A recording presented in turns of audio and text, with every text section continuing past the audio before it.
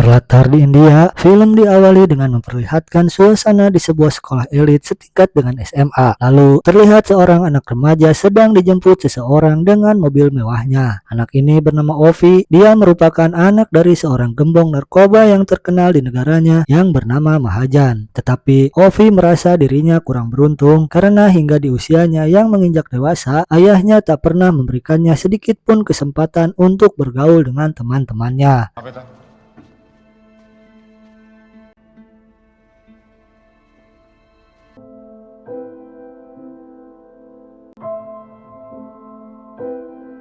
Maka tak heran jika suatu saat Ovi berusaha mencuri celah agar bisa pergi menemui teman-temannya di sebuah klub malam. Dari situ, Ovi mulai diperkenalkan dengan kehidupan malam. Di antaranya, beberapa teman-teman perempuannya, sampai saat dia disuruh teman-temannya mencoba sebatang rokok, datanglah dua orang polisi yang tiba-tiba menembak temannya. Kemudian Ovi diculik oleh dua polisi tersebut.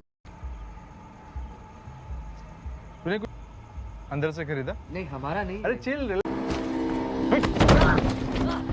Lalu cerita beralih ke dalam sebuah penjara Mumbai di mana Mahajan telah lama mendekam di sana sebagai tahanan. Terlihat raut wajah kekecewaan Mahajan saat dijenguk seorang asistennya yang bernama Saju. Mahajan menuntut Saju agar bertanggung jawab atas kelalaiannya yang berakibat penculikan atas anaknya tersebut.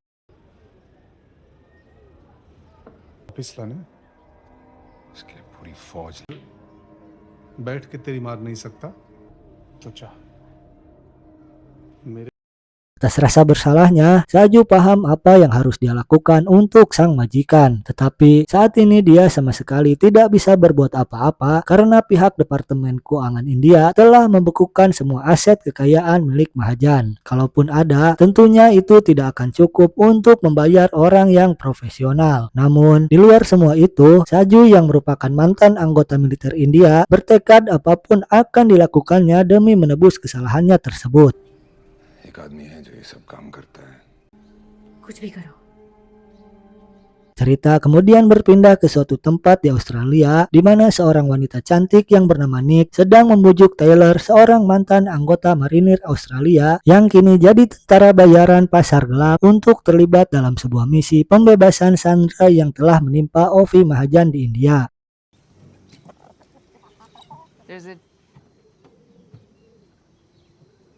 Gangsters holding this kid in Dhaka. I guess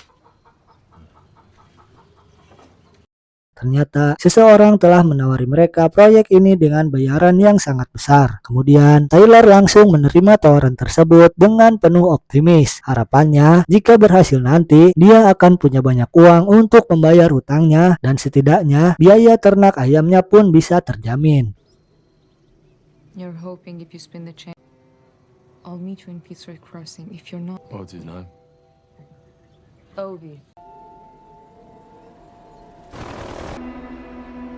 Sebelum melakukan misinya, Taylor bersama timnya berfokus pada pematangan strategi, termasuk menentukan waktu yang tepat dan mencari tahu latar belakang semua musuh-musuhnya. Sehingga di sini terungkap bahwa otak di balik penculikan Ovi adalah kelompok mafia lain yang merupakan rival bisnis ayahnya.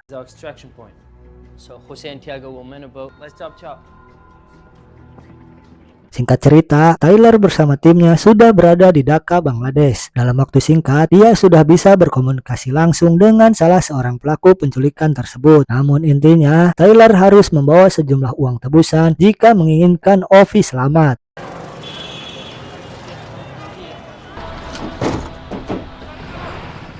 Untuk membuktikan keberadaannya, Taylor langsung dibawa ke sebuah gedung kosong di mana Ovi sedang disekap di salah satu kamar gedung tersebut. Taylor sempat mendapat perlakuan konyol dari beberapa orang bersenjata, padahal kedatangannya di sana hanya bagian dari strategi saja.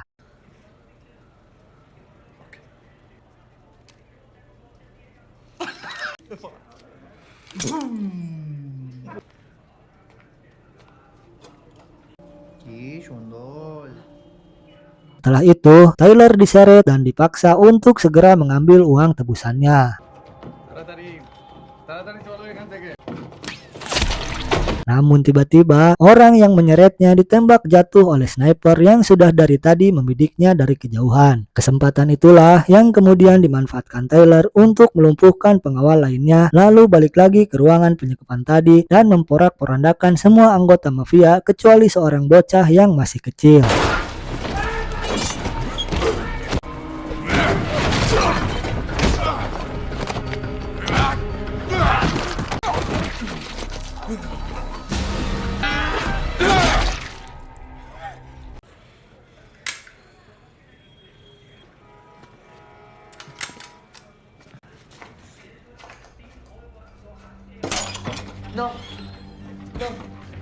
Setelah semuanya dikalahkan, Ovi secepatnya dibawa menyusuri hutan menuju tepi sungai, di mana 2 orang personil tim sudah bersiap di sana dengan kapalnya.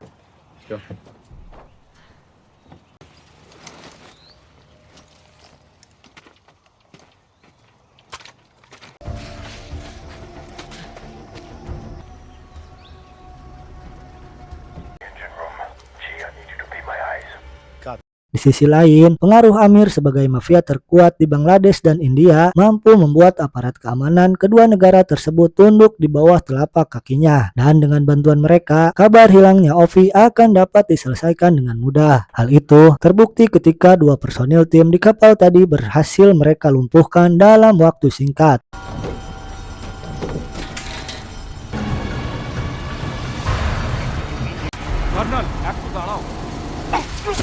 Tak berselang lama, sang sniper tewas ditembak pria misterius yang tiba-tiba muncul dari dalam hutan. Situasi ini pun sontak membuat Tyler panik, disusul dengan informasi dari tim bahwa si pria misterius itu sedang mengincar posisinya saat ini.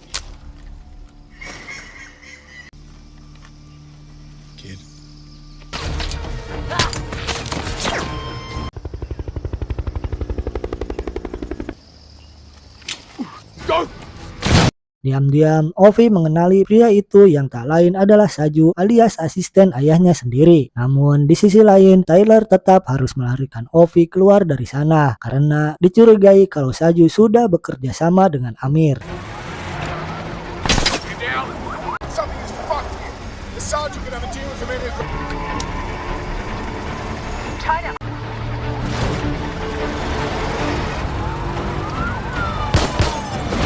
Aksi kejar-kejaran pun berlangsung sangat sengit, di mana para polisi yang merupakan kaki tangan Amir tidak memberikan sedikit pun Tyler celah untuk bisa keluar dari sana, dan semakin lama posisinya pun semakin terdesak.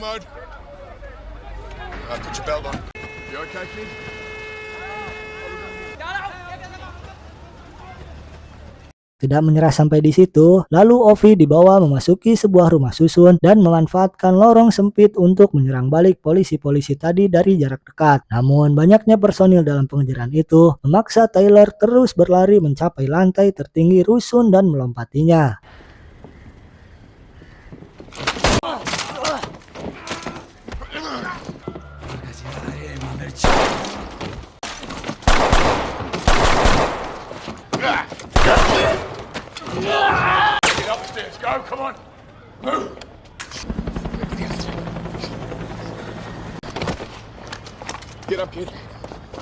Hingga di depan bangunan lainnya, tiba-tiba Tyler diserang Saju yang diam-diam terus membuntutinya. Pertarungan yang mereka lakukan waktu itu sekaligus menunjukkan jati diri mereka yang sebenarnya.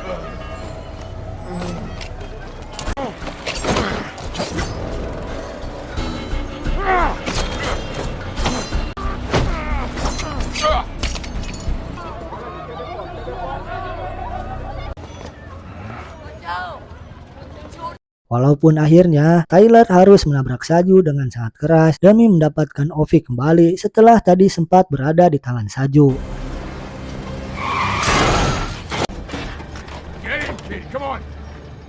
Perkembangan situasi semakin menakutkan, mengingat semua sektor keamanan Bangladesh dikerahkan oleh Amir pada pemburuan Tyler kali ini. Mau tidak mau, mereka harus mendapatkan Ovi kembali, baik dalam keadaan hidup ataupun mati. Sementara itu, untuk memutus jejak pengejaran mereka, Tyler nekat membawa Ovi lompat dari atas truknya dan membiarkan truknya terjungkal begitu saja.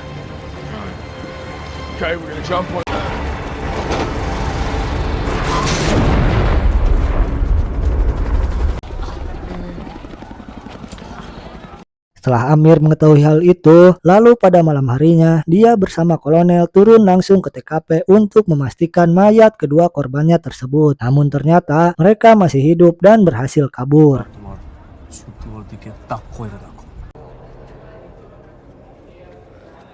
Di sisi lain, strategi yang dijalankan Taylor cukup berhasil. Setidaknya malam itu dia bisa mendapatkan sedikit waktu untuk mengobati luka-lukanya. Dan berdasarkan informasi dari Nick, akhirnya Taylor tahu siapa Saju dan untuk siapa saat ini dia bekerja. Namun selain itu, Nick dan tim juga merasa sangat kecewa karena Saju tidak membayar mereka pada misi berbahaya ini. Kemudian, Nick menyuruh Taylor untuk meninggalkan Ovi lalu pergi menuju perbatasan sejauh 4 km. Tujuannya agar mereka bisa segera mengeluarkannya dari sana. There's a clearing on east side of Sultana Kemal Bridge. You gotta leave the kid behind, Tyler. The job is fucked. Sedangkan di tempat lain, terlihat Saju yang terus bertahan bersama luka-luka bekas perkelahian tadi siang. Selama Ovi belum bisa didapatkannya, Saju akan terus berjuang untuk mendapatkannya hingga tetes darah penghabisan. Bahkan, jika dalam 24 jam ini tidak ada kabar, anak dan istrinya pun harus segera mengamankan diri dengan membawa sisa uangnya sebelum kelompok Mahajan datang dan menghabisi mereka. पापा का फोन है। अपनी मम्मी की हक करना always. Kembali ke Taylor, di mana dia mulai bergegas menuju tempat penjemputan. Namun, jejaknya ketahuan beberapa anak jalanan yang juga merupakan anak buah Amir. Get out of the car.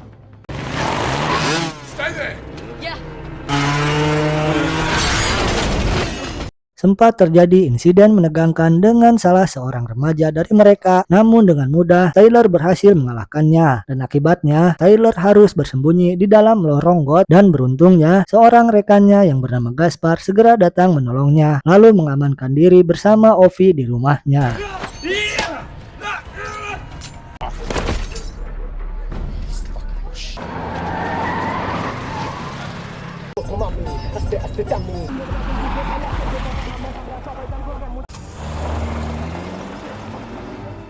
Di saat yang bersamaan, sebuah obrolan berlangsung di mana Taylor mengakui bahwa ternyata sosok Ovi mengingatkan dia pada anak tunggalnya yang meninggal di usia 6 tahun karena sebuah penyakit mematikan. Dan itulah alasan kenapa Taylor tidak mau meninggalkan Ovi dan memilih untuk tetap melindunginya.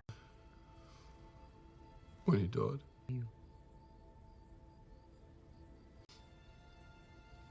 Involuntary. Not by falling into the river. Tak lama, Gaspar menghampiri Taylor dan mengungkapkan satu hal yang mengejutkan, bahwa dulu dia pernah menjalani bisnis dengan Amir. Dan yang lebih mengejutkannya lagi, Gaspar diam-diam telah menghubungi Amir dan bermaksud menjual Ovi senilai 10 juta dolar. A gangster's kid.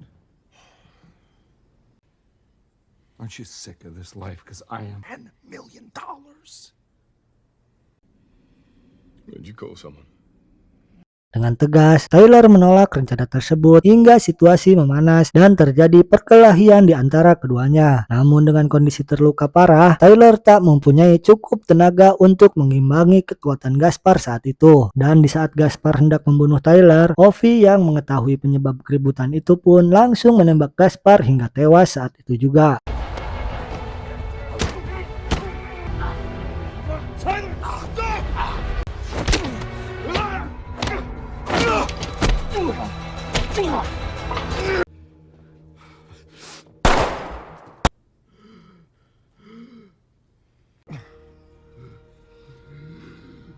Di sisi lain, Taylor merasa sangat kesulitan melewati misi ini jika dia hanya bertindak sendirian. Sehingga Taylor berusaha menghubungi Saju untuk meminta bantuannya. Dan Saju pun mau membantunya setelah diketahui bahwa kepentingan Taylor kali ini bukan lagi soal uang, melainkan sebuah panggilan jiwa dan rasa pedulinya terhadap Ovi untuk segera membawanya keluar dari Bangladesh.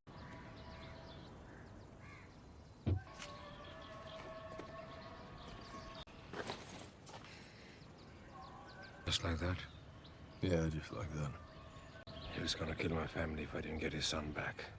Keesokan harinya, Tyler dan Saju yang bekerja sama pun beraksi. Dimulai dengan Tyler yang berusaha menyingkirkan beberapa petugas razia di titik blokade pertama, sehingga Saju bersama Ovi berhasil untuk melaluinya.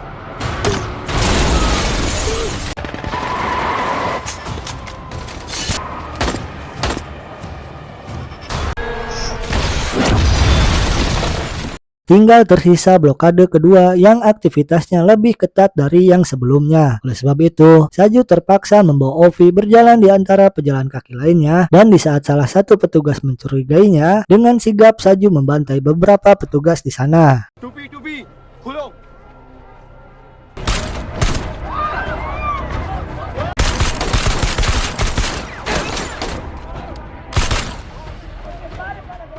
Sedangkan Amir yang pengecut hanya bisa memantau dari kejauhan, menyaksikan para polisi itu mati konyol jadi budak kekuasaannya. Sementara itu, Tyler perlahan terus menembaki para petugas di titik pertama hingga tak satu pun yang tersisa.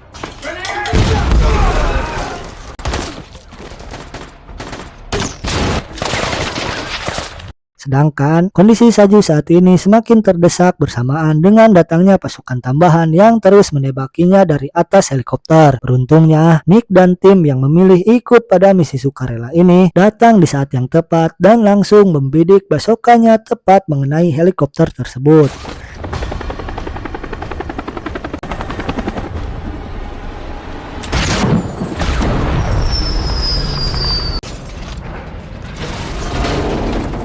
Akibatnya, ada sedikit celah terbuka untuk Saju agar bisa terus berjalan maju ke ujung jembatan sambil menembaki setiap petugas yang mencoba menghadangnya.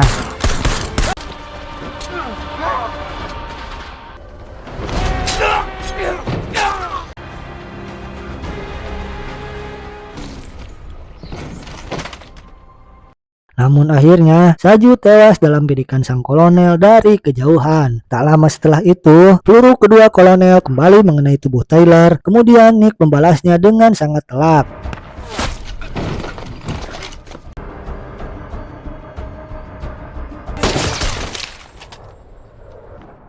Dengan sisa tenaga yang ada, Tyler mencoba mengarahkan Ovi menuju Nick dan helikopternya. Dan seketika muncul bayangan anaknya dan sempat membuatnya kembali bangkit menyerang.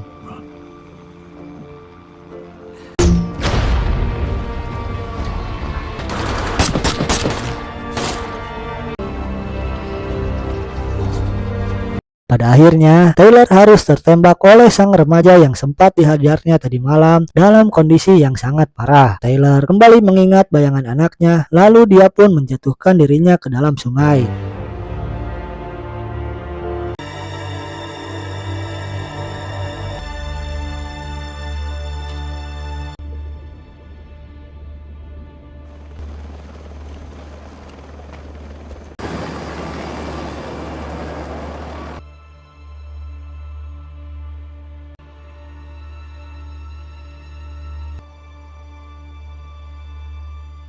Delapan bulan kemudian, di mana Ovi sedang menjalani aktivitas layaknya remaja lainnya. Dan pada saat yang bersamaan, Nick berhasil menemukan Amir di sebuah toilet, lalu menembaknya hingga tewas saat itu juga. Sehingga dengan hal tersebut, misi sukarela ini selesai dijalankannya, sekaligus mempersembahkan kematian Amir untuk rekannya yaitu Tyler.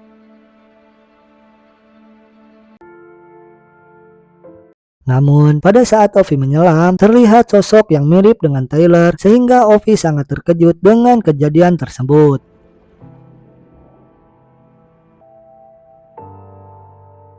Dan film pun tamat.